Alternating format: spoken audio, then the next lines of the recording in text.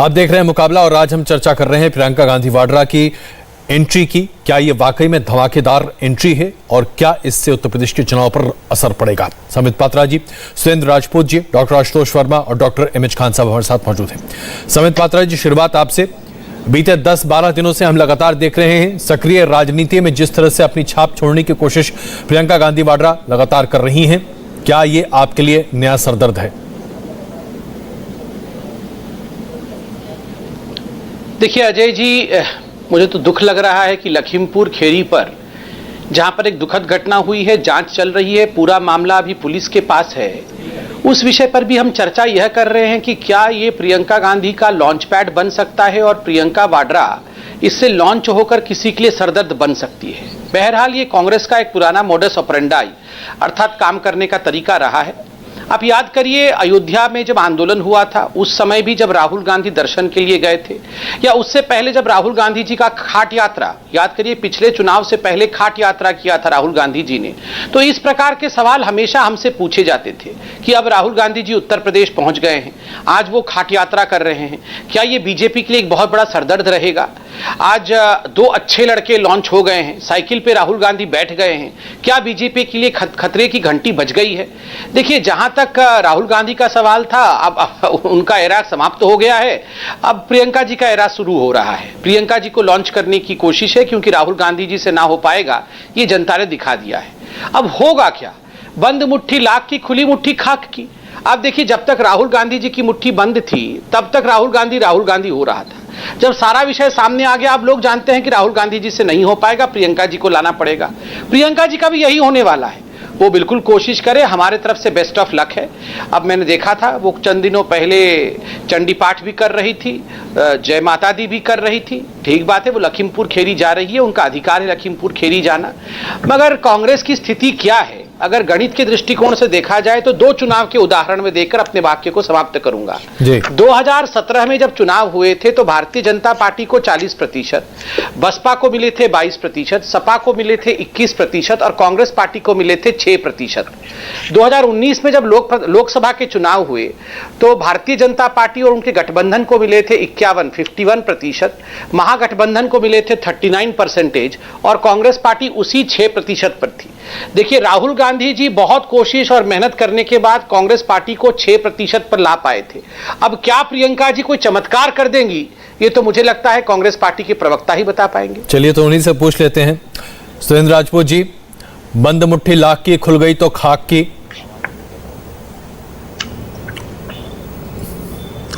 सहमत हूं मैं संबित से कि बंद मुट्ठी लाख की, खुल गई तो खाक की।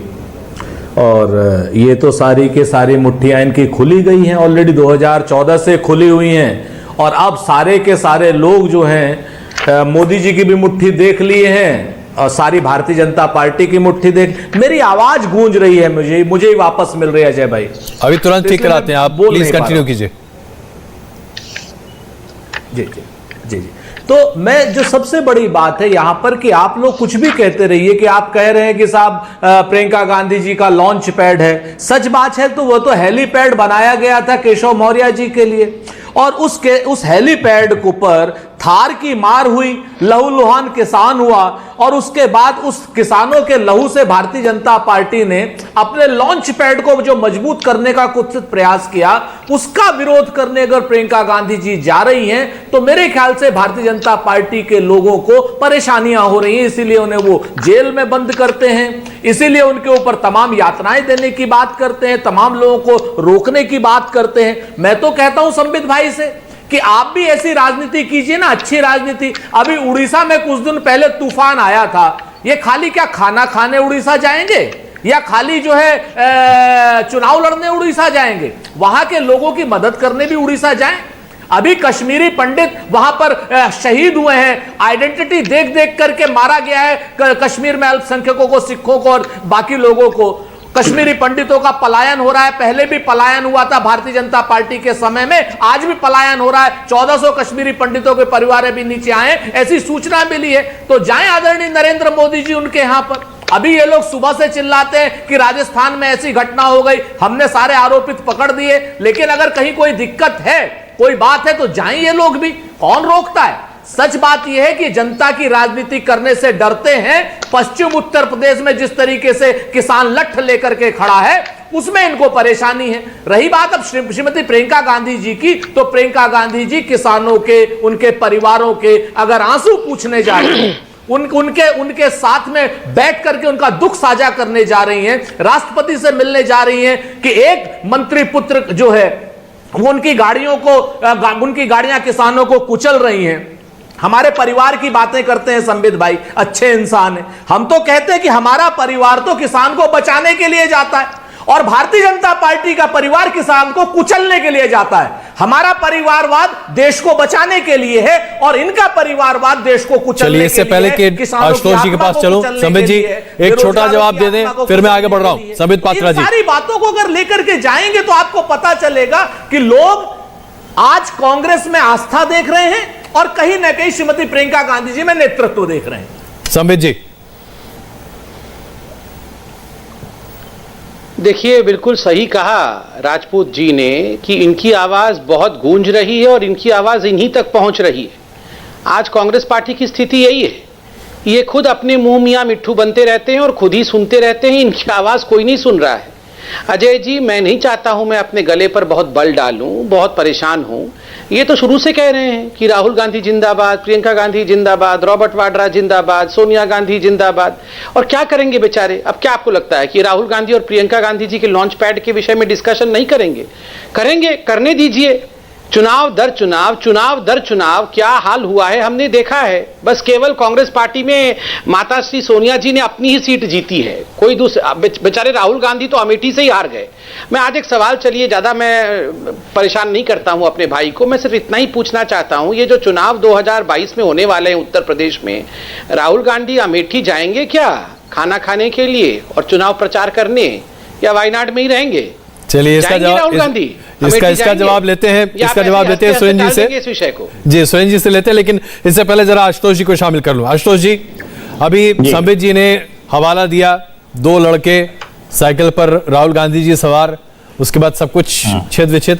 आपके लिए प्रियंका गांधी वाड्रा जी क्या समस्या बन सकती है, या आप लोग मिलकर एक यूनाइटेड फ्रंट की बात भी सोच सकते हैं, या दरअसल आप इंतजार करेंगे कि कहां किस कद तक पहुंचती है प्रियंका गांधी वाड्रा? अजय जी, आज माननीय अखिलेश यादव ने एक बड़ा अच्छा स्टेटमेंट दिया कि हमारा चुनाव निशान साइकिल है और उसमें किसी भी पेट्रोल और डीजल की जरूरत नहीं है। वो जब चलाओ सेहत को फायदा करेगी और बहुत लंबे समय तक आगे जाएगी। रही बात जो आंकड़ों की बात संबित पात्रा जी ने बोला, तो संबित पात्रा जी आप 2017 के तो आंकड़े बता गए, जरा 2012 के भी बता दीजिए। 2017 में आपने बता दिया समाजवादी पार्टी की 21.82% था और हमारे पास और 47 सीटें थी। और 2012 में भारतीय जनता पार्टी कहां थी, ये नहीं बताया आपने देश को, 15% था और आपके पास भी 47 सीटें था। मतलब आप 15% से 39% जा सकते हैं, लेकिन इस प्रदेश में 4 बार सरकार बनाने वाली समाजवादी पार्टी नहीं जा सकती है। ये बड़ा हास्यास्पद आपका जो है दृष्टिकोण है और आप लोगों को ऐसे ही बहकाते रहते हैं।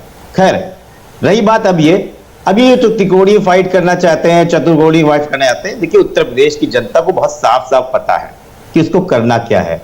न त्रिकोणीय न चतुष्कोणीय है, उसको पता है एक ही विकल्प है, उसका नाम है अखिलेश यादव। और ये अभी हाल ही पंचायत चुनाव में इनको अच्छी सी पटकनी दी भी थी, लेकिन ये मानने को तैयार नहीं ना, क्योंकि ये सत्ता बल, बाहुबल, इधर उधर सारे तीम झाम लगाने के बाद भी इनके पास अपने विधायक नहीं बच रहे हैं। वो इधर उधर ताक झांक कर रहे हैं, ये भी इनको पता है। लगातार इनको नई नई भर्तियां करनी पड़ रही हैं, बाहर से बुला के नेता को एमएलसी बनाना पड़ रहे हैं। तो अंदर की भारतीय जनता पार्टी की हालत जो है, एक हिस्सा दिल्ली में बैठा हुआ है, एक हिस्सा यूपी में लखनऊ में बैठा हुआ है और खींचतान चल रही है। लखीमपुर तो एग्जाम्पल है जी, समय आने दीजिए, अभी तो कहां तो आशुतोष जी देखिए, आशुतोष जी अगर ये लड़ाई सिर्फ आपके और बीजेपी के बीच में होती तब तो आपका बहुत फायदा होता, लेकिन अब बाकी दल भी तो खड़े हो रहे हैं ना। प्रियंका गांधी जी की पहुंच और उनकी जो बर्नर्स की जो रैली थी, उस भीड़ को भी तो आप नकार नहीं पाएंगे ना। नहीं, देखिए ऐसा है ना कि अजय जी, ये भी आपको देखना पड़ेगा कि इस देश की मीडिया और इस देश के लोग, इस देश की सरकार किसको ज्यादा वैल्यू देना चाहते हैं और उससे फायदा किसको हो रहा है। अगर प्रियंका जी की रैली है, बहुत अच्छी बात है, लोकतांत्रिक दे दे, कांग्रेस भी लड़ाई करे, बीएसपी भी लड़ाई करे, सभी लोग लड़ाई कर रहे हैं। इनके सहयोगी असदुद्दीन ओवैसी भी आ गए हैं लड़ाई करने के लिए, हमें इसकी बात डर नहीं है। लेकिन जो अखिलेश यादव जी के पीछे भीड़ चल रही है वो तो कहीं अखबार में चौथे पांचवें पन्ने पे नहीं दिखाई पड़ती है। ध्यान करके बोला जाता है मुख्यमंत्री के नाम, अरे अखिलेश जी के पास तो 200-300 लोग हैं, शिवपाल जी के पास 8-10 हजार लोग थे। तो ये जो आप चालाकी करते हैं, आपको क्या लगता है कि आप कुछ लोगों को मैनेज करके उत्तर प्रदेश की जनसंख्या, उत्तर प्रदेश का चुनाव जीत पाएंगे? ये बड़ा हास्यास्पद है। और भारतीय जनता पार्टी कोशिश करती है कि हम नैरेटिव बनाएं, फलाना करे, धमाका करे, लेकिन उत्तर प्रदेश की जो जनता है वो 4 कदम इनसे आगे सोचती है। जहां संबित पात्रा सोचना खत्म करते हैं, वहां से यूपी की जनता सोचना शुरू करती है। क्या बात है, बढ़िया लाइन आपने दी है। खान साहब, मैं आपसे क्षमा मांगता हूं, एक छोटा जवाब पहले संबित जी से ले लूं, फिर मैं आपके पास आ रहा हूं। संबित जी प्लीज। नहीं, इन्होंने कहा कि जहां संबित पात्रा सोचना बंद करते हैं वहां यूपी की जनता सोचना चालू करती है। मैं तो क्या चीज हूं जी, मैं तो एक साधारण कार्यकर्ता हूं भारतीय जनता पार्टी का। उत्तर प्रदेश की जनता तो सर माथे पर है, सबसे बुद्धिमान है। यहां बैठे सभी नेताओं से और एंकर से भी बुद्धिमान है उत्तर प्रदेश की जनता। मगर जहां साइकिल बंद करती थी चलना, याद करिए, आप लोगों ने राहुल गांधी को बैठाया था, फिर आप लोगों ने बुआ भी बनाया था। क्या हुआ? क्या हुआ? आप तो अपने आप को बड़ा इंटेलिजेंट सोच रहे थे। आप सोच रहे थे कि कैरियर में राहुल गांधी को बैठा करके दोनों अच्छे लड़के जीत जाएंगे उत्तर प्रदेश। क्या हो गया? आप कह रहे थे कि हमने बुआ बनाया है, ये जो बुआ बबुआ की जोड़ी है ये बहुत कमाल कर देगी। फिर चुनाव के बाद बुआ ने प्रेस कॉन्फ्रेंस किया, फायदा मुझे हुआ नहीं, मैं तुम्हारी बुआ नहीं। मतलब फायदा हुआ नहीं तो वो आपकी बुआ रही नहीं, चली गई वो निकल करके वहां से। तो ये सारे परमुटेशन कॉम्बिनेशन आप लोगों ने देख लिए हैं। और मैं 2012 के आंकड़े क्यों दूं? मैंने 2017 के आंकड़े दिए, मैंने 2019 के आंकड़े दिए, तो उसी के आधार पर चलना है कि जैसे समाजवादी पार्टी साइकिल पीछे चलती है या साइकिल आगे चलती है? आप बताइए। साइकिल आगे चलती है ना, तो आंकड़े भी आगे चलते हैं। आंकड़े कभी पीछे चलते हुए देखा है आपने? चलिए, इसका जवाब मैं आशुतोष जी आपसे लूंगा। आशुतोष जी, मैं जवाब लूंगा, लेकिन देखिए खान साहब से वायदा था, इसलिए खान साहब सबसे पहले तो फायदा हुआ नहीं तो हम आपके साथ नहीं। एक आरोप तो अभी संबित जी ने आपकी पार्टी पर यह लगा दिया, और उसके साथ साथ सप्लीमेंट्री में सवाल, सर खान साहब, सप्लीमेंट्री में सवाल यह है कि जिन ब्राह्मण वोट बैंक पर आप अपना आधिपत्य जमाने की कोशिश कर रहे हैं, कहीं ऐसा ना हो कि प्रियंका गांधी वाड्रा कांग्रेस के कोर वोट, ब्राह्मण वोट पर अपनी कुंडली जमा ले और आपके लिए मुश्किल हो जाए। खान साहब प्लीज। ब्राह्मण वोट पर जमा लेंगे, कैसे जमा लेंगे ब्राह्मण वोट पर? और किसी वोट पर, किसी मुस्लिम वोट पर कैसे जमा लेंगी? क्या है, प्रियंका गांधी ब्राह्मण है क्या? किस बात पर? ब्राह्मणों ने कोई काम किया है क्या? ब्राह्मणों की हत्याओं पर कुछ बोली है क्या? खुशी दिवस के ऊपर कोई बोली है क्या? ये सब चीजें नहीं है। देखिए, आपने अजय जी, आपने वो नहीं देखा 9 तारीख की जो हमारी एक कार्यकर्ताओं की बैठक थी, प्रियंका गांधी की रैली से 8 गुना बड़ी रैली थी। आप चर्चा में नहीं लाना चाहते हैं, मीडिया उसको लाना नहीं चाहती चर्चा में। क्या बात है आखिर? आप भारतीय जनता पार्टी, ये जो चुनाव होने जा रहा है इसमें इनको हिसाब देना पड़ेगा। अभी हमारे समाजवादी पार्टी के साथी ने कह दिया कि अखिलेश यादव जी ने कहा है कि साइकिल डीजल से नहीं चलती, पेट्रोल से चलती है। मैं कहता हूं पेट्रोल और डीजल से जो है किसानों का खेत बोया जाता है। हमको जरूरत है डीजल के दाम कम करने की जरूरत है। डीजल से हमारे किसानों की समस्याएं हल होती हैं, और पेट्रोल से सारे समाज के लोगों की समस्या हल होती है।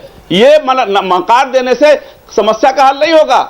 हम कह रहे हैं तमिलनाडु की सरकार की तरह से अगर आप 5 रुपया 10 रुपया पेट्रोल डीजल पर दाम कम करेंगे तो किसानों का फायदा होगा, नौजवानों का फायदा होगा, आम आदमी का फायदा होगा।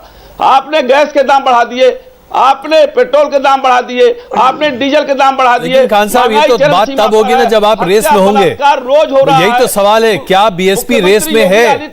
ऐसा ना हो कि कांग्रेस रेस में आगे निकल जाए। ये आपका सवाल है, ये आपका सवाल है, ये आपका सवाल है। और मेरा जवाब है कि आप लोग बीएसपी को कम आंक रहे हो।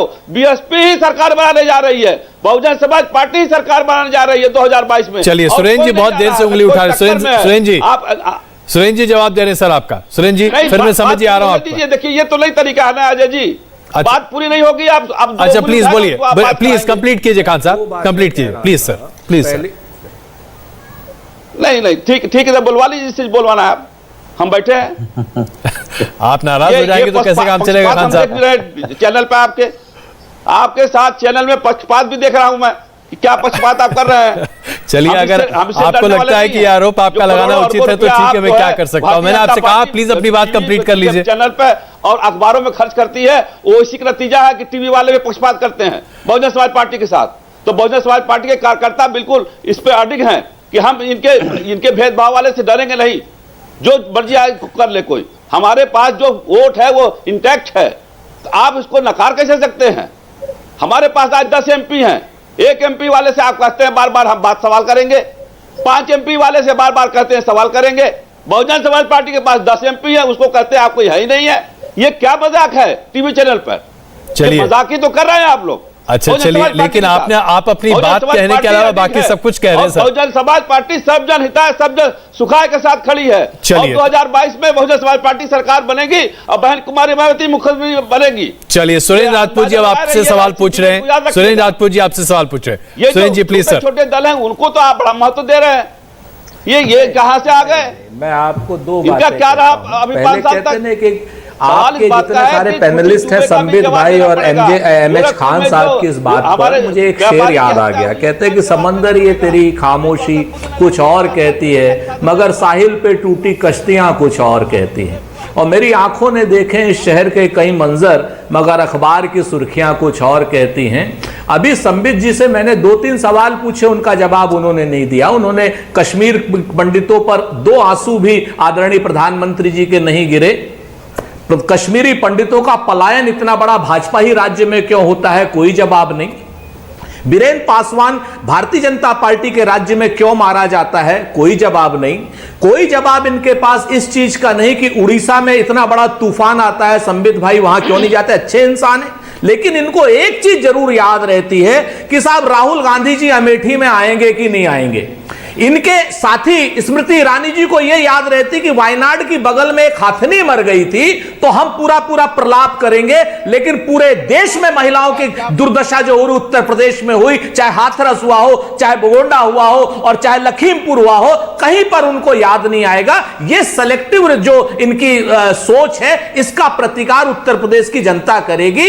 इंडिया टीवी हर वक्त हर जगह डाउनलोड करने के लिए सर्च करें India TV news Google play store या ऐप स्टोर पर।